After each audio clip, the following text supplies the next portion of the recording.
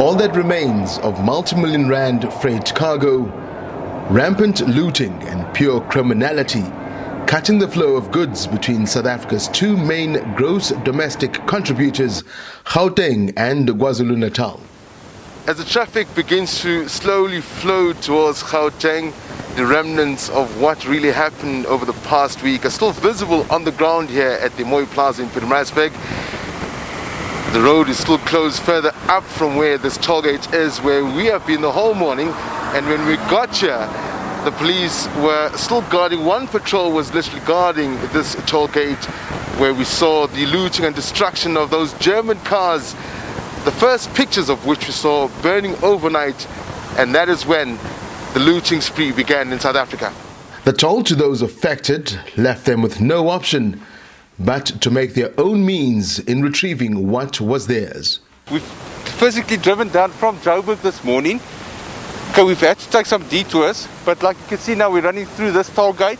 We ran to the toll gate higher up, and we're going to see now how far we can go down to Durban. Pure desperation as citizens ran the gauntlet of prosecution for breaking COVID-19 regulations. But it's a risk they were willing to take. It's scenes like these that we've seen since we arrived on the N3 between Pietermaritzburg and Gauteng. This is obviously military hardware. Going towards the M3 Plaza where we were stationed earlier, it seems that traffic is slowly moving, as we said, between Johannesburg and Pietermaritzburg, where it all began just last week. Locals too are picking up the pieces. Food banks have been established around the city, feeding those who were caught up in the looting, and even those who looted themselves. Communities around us are a lot more poverty-stricken and have a lot less access to resources, and many of them are now in real trouble. And so can we do something? Can we do something quickly? What can we do? And so we got together, and we're going to try and put food parcels into 4 communities around us this afternoon, and we're trying to get 400 food parcels together. Some of the food packages being prepared are coming to this township of Edendale. Here, thousands ransacked a mall which was celebrating a decade of existence this year. It's really devastating.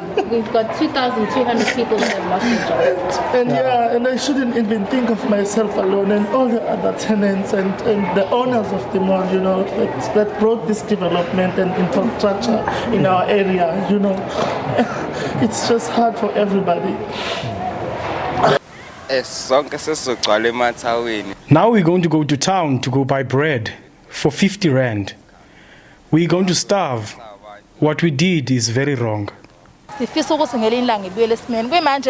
are now cleaning up. This mall is falling apart. The ceilings are falling apart. We really wish things could go back to normal soon. I'm